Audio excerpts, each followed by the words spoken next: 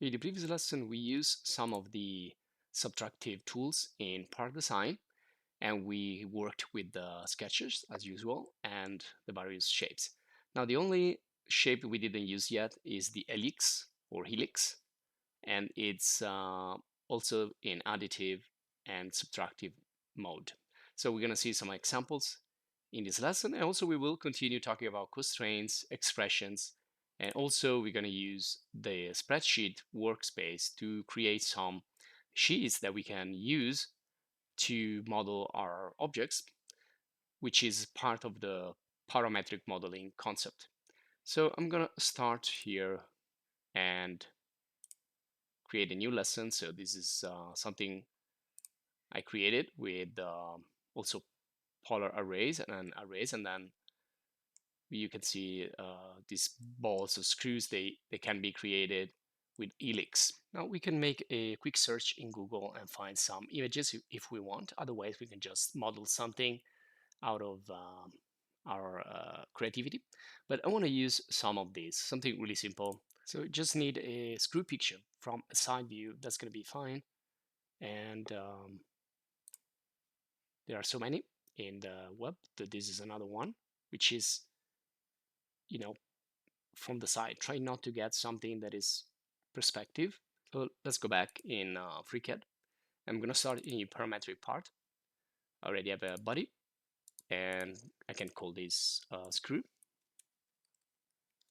And we're going to import the image. So File, Import, and I save this into the reference folder.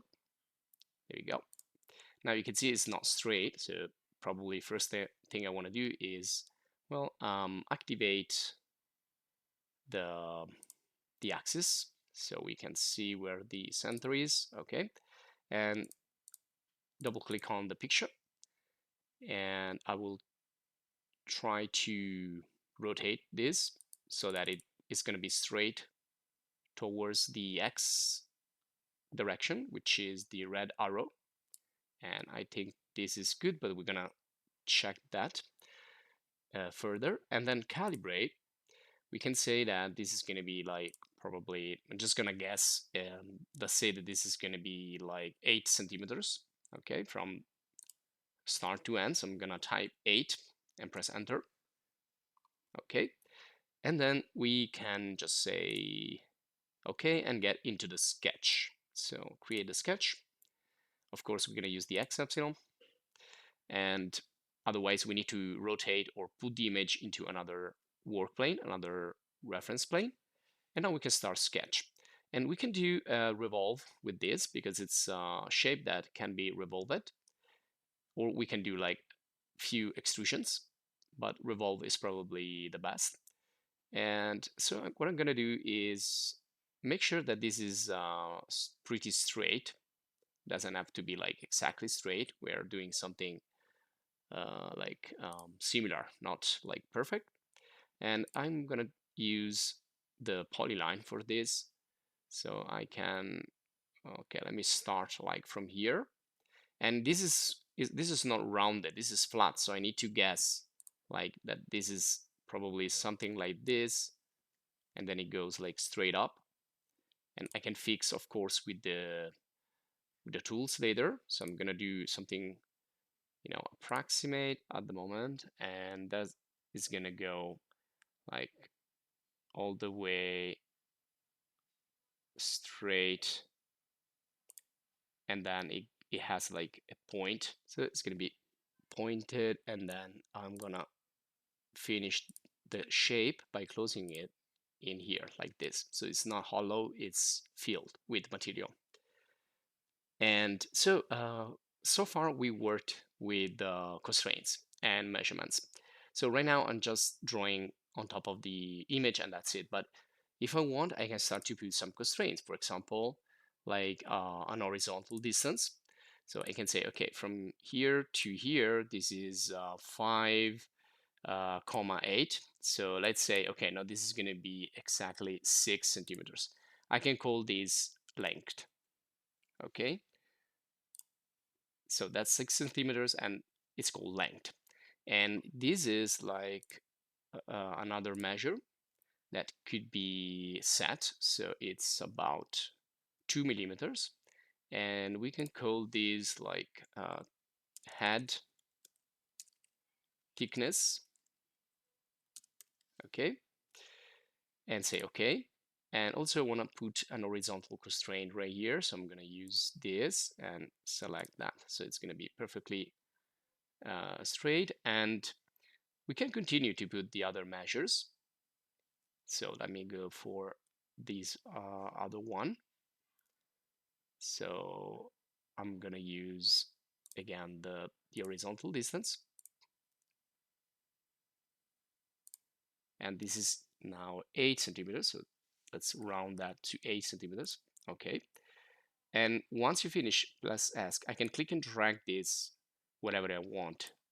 So if I don't see it properly, I can move it around. So essentially we can continue and then finish when this is full constraint. But I want to show you something else in this video rather than just putting constraints and measures, and that is to specify the parameters so that we can work with them also when we exit the sketch and work with them in a spreadsheet. So if I close this and I select the sketch, now this is the sketch we have, and we can already use the revolve, and we're going to use the x-axis on the origin and 360-degree, and this is going to look like a nail right now. Okay, if I go back to my sketch, I can see here the parameters. So if I expand this right here, we have the parameters we created. So we have length and head thickness. So if I want to change the head thickness right now, I want to say, okay, this is going to be 1 millimeters. I can change it from here. And if I want to change the first length here, I can change it and make this like 7. Okay, and this one here is unnamed because I didn't put the measures also here. But let's say that I want to add a formula here, an expression that is related to the first length. So let me just go back to the sketch. So I'm gonna double click, and instead of putting here a measure, so if I double click, I can enter this again. Well, let's call this second length, and I'm gonna use a formula or an expression. So if I click on this little icon, I can enter the expression, which will be referring to the previous measure of the previous length. So I'm gonna look for the length, but if I look for it like this, it will not find it. I need to look for this in the constraints. So let me just type here constraints. So this is gonna show me all the constraints in this drawing. So you can see it's constraints dot, and then we can choose length or head thickness. So I can say, okay, this one here is going to be constraint dot length, so it's 6 centimeters plus I'm going to add 2 centimeters more.